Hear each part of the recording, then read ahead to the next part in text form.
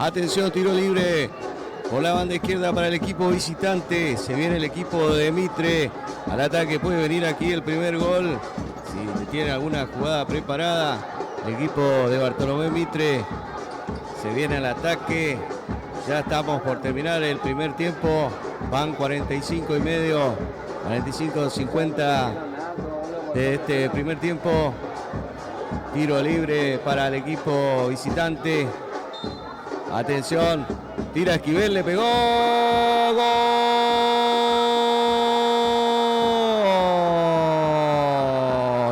Golazo del equipo visitante. Iván Esquivel de tiro libre. Todos esperaban el centro, la clavó al segundo palo. Nada que hacer para Carlos Franco.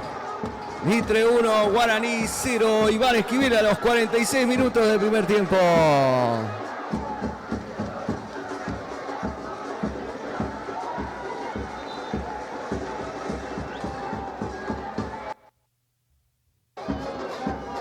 Minutos 50, penal para el equipo de Mitre.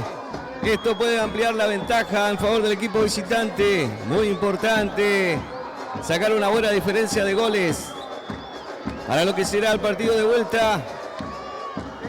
10 minutos 50. Alienta la barra detrás del arco de Carlos Franco. Atención que va Cáceres, pegó, golazo. ¡Gol!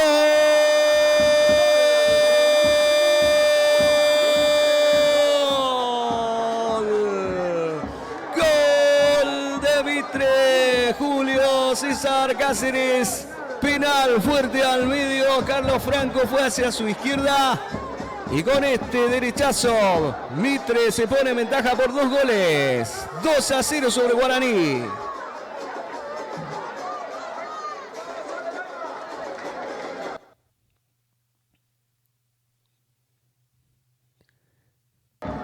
Atención, Guaraní, Antonio Franco va en busca del descuento.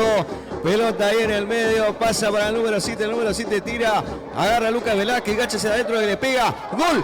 ¡Gol!